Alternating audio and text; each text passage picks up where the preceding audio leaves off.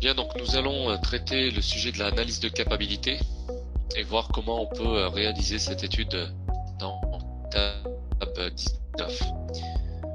Donc nous avons un jeu de données ici qui permet de travailler sur des épaisseurs de gainage, donc des épaisseurs de gainage de câbles électriques par exemple. Et ici on a collecté des données sous la forme de sous-groupes de taille 5, c'est-à-dire qu'à chaque intervalle de temps on a collecté 5 pièces issues du procédé que l'on a mesuré. Et donc on a une colonne qui permet de collecter les valeurs de mesure, l'épaisseur, ainsi qu'une colonne qui permet de définir les sous-groupes et leur taille, 5.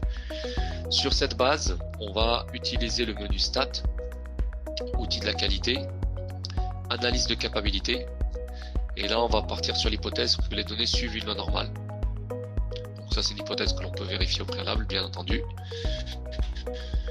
Ensuite, à travers cette boîte de dialogue, nous allons sélectionner la colonne épaisseur qui correspond à la colonne des données qui vont être mesurées. L'effectif des sous-groupes, soit je peux saisir la valeur 5 si mon effectif de sous-groupe il est constant à travers tous les sous-groupes, ou alors plus simplement choisir la colonne sous-groupe, ce qui permettra de définir ici la variation qui peut exister à l'intérieur de chacun des sous-groupes. Et puis on a des spécifications ici inférieures de 39 et de 43 en fonction des unités mesurées.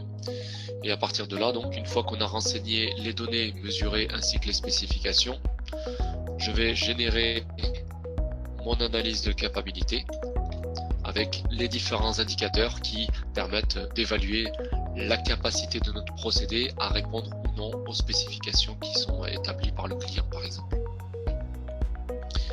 Et là par exemple avec un PPK, CPK qui sont inférieurs à 1, ça signifie notamment qu'on a besoin de réduire la variabilité du procédé et de recentrer la moyenne de celui-ci pour espérer améliorer le procédé.